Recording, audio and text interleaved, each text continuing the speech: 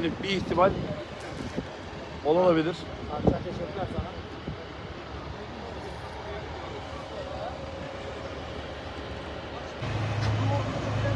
Nereye? Yok.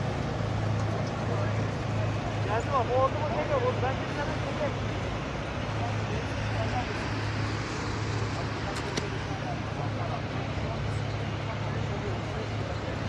Yok çek abi. Çek.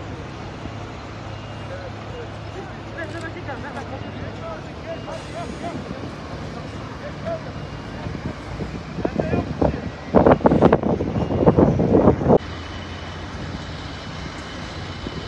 Ben sana maske verdim. Masken nerede?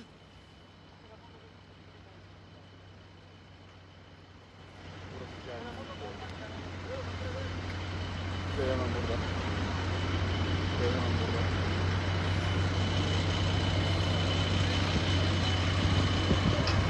Bak başlattılar karşıladık. Ama geldi.